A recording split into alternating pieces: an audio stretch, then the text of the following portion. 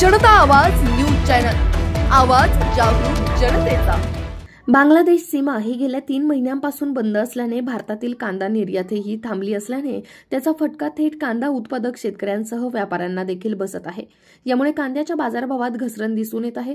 विशेषतः महाराष्ट्रातून मोठ्या प्रमाणात कांदा हा बांगलादेशला निर्यात केला जातो। मात्र बांगलादेशची सीमा बंदचा फटका कांदा उत्पादकांना बसत असून केंद्र सरकारने बांगलादेशमधील निर्यात सुरळीत राहण्यासाठी प्रयत्न करावे अशी मागणी व्यापारी आणि शेतकऱ्यांकडून होत आहे।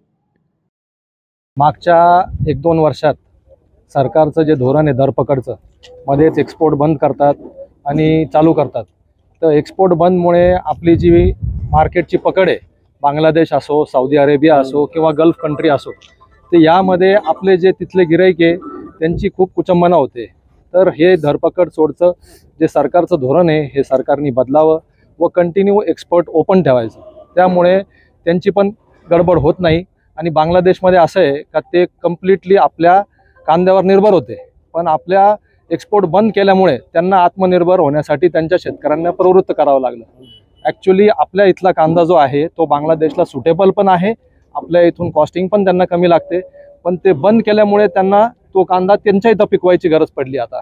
तर या इथून पुढे सरकारने एक्सपोर्ट बंद न करता नियंत्रण करण्यासाठी वेगळ्या भूमिका घ्याव्यात, त्या जेणेकरून आपला बांगलादेशमध्ये कांदा कंटिन्यू जात राहील व शेतकऱ्यांना इथं योग्य भाव मिळत राहील आणि कुठे अडचण येणार नाही। गेल्या आठवड्यापासून कांद्याचे बाजारभाव गडगडण्यास सुरुवात झाली आहे।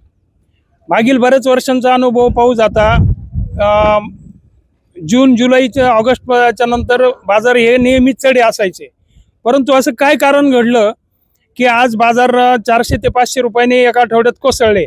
याचा कारणाचा शोध घेतला असता बांगलादेश बॉर्डर बंद झाल्यामुळे कांद्याचे बाजार गडगडले असं व्यापाऱ्यांकडून, वर्तमानपत्रातून किंवा न्यूज चॅनलकडून समजले।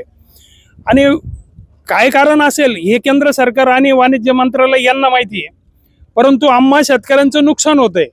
यासाठी सरकारने ताबडतोबीने बांगलादेश बॉर्डर आणि इतर देशांची निर्यात चालू करून कोसळलेल्या बाजारभावाबाबत शेतकऱ्यांना दिलासा द्यावा। जनता आवाज न्यूज चॅनल, आवाज जागरूक जनतेचा।